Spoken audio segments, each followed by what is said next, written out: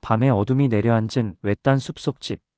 창문 너머로 비치는 푸른 빛 아래 한 여성이 노트북 앞에 앉아 소설의 결말을 고민하고 있다. 그녀의 세계는 완전한 침묵 속에 있다. 이 침묵은 그녀의 일상이자 그녀가 만들어낸 안전한 공간이다. 하지만 오늘 밤 그 침묵은 그녀의 가장 큰 적이 될 것이다. 가면을 쓴 남자가 그녀의 집 주변을 맴돌고 있기 때문이다.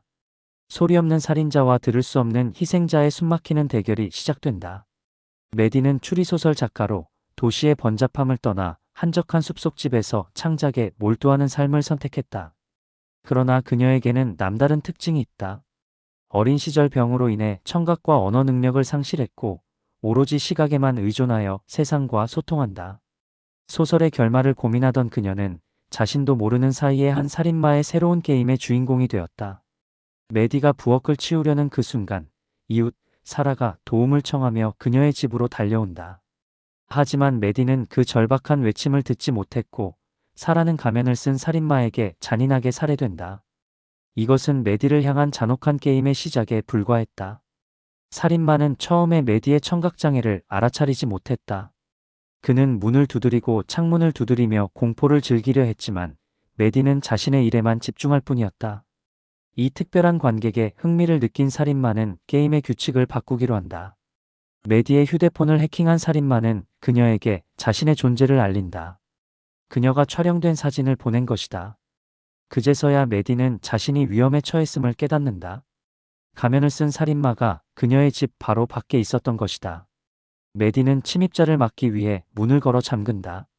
하지만 살인마는 포기할 생각이 없다. 그는 석궁을 들고 집 주변을 돌며 약점을 찾아다닌다. 메디가 911에 신고하려는 순간 살인마는 전기 차단기를 내려버린다. 인터넷이 끊기고 자동차 타이어는 터져버렸다. 외부와의 모든 연결이 차단된 완벽한 고립 상태가 된 것이다. 잠시 패닉에 빠진 메디는 곧 침착함을 되찾고 살인마에게 메시지를 전달하기로 한다. 립스틱으로 문에 글을 쓴다. 이는 그녀의 첫 번째 생존 전략이었다. 하지만 살인마는 오히려 비니와 가면을 벗어 자신의 정체를 드러낸다. 이는 단순한 살인이 아닌 잔인한 심리게임임을 보여주는 행동이다. 메디는 방으로 들어가 문을 막고 커튼을 치고 망치와 칼로 무장한 채 언제 올지 모르는 침입자를 기다린다. 위기는 더욱 심화된다. 살인마는 죽은 사라의 시체를 들고 창문을 두드리며 메디를 심리적으로 압박한다. 이제 막연한 위험이 아닌 실존하는 죽음의 위협이 그녀 앞에 놓인 것이다.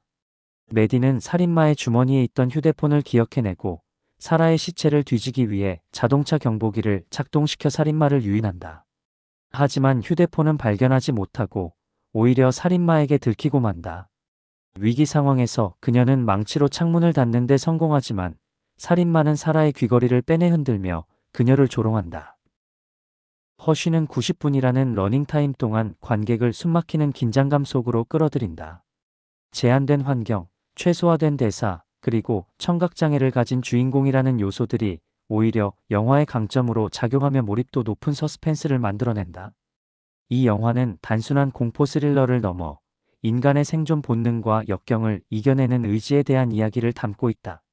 메디의 캐릭터는 신체적 한계를 극복하고 지능과 용기로 위기를 타개해 나가는 모습을 통해 진정한 강인함이 무엇인지를 보여준다. 무기력한 희생자가 아닌 자신의 운명을 스스로 결정하는 주체로서 메디의 모습은 관객들에게 깊은 인상을 남긴다. 그녀의 침묵은 약점이 아닌 그녀만의 독특한 세계를 구축하는 도구였다. 그리고 그 침묵의 세계에서 그녀는 마침내 승리를 거둔다. 허쉬는 화려한 특수효과나 복잡한 플롯 없이도 기본에 충실한 스토리텔링과 긴장감 조성으로 관객들에게 잊지 못할 90분을 선사하는 수작이다. 그리고 그 90분은 마치 10분처럼 순식간에 지나가 버린다. 그만큼 몰입도가 높은 작품인 것이다.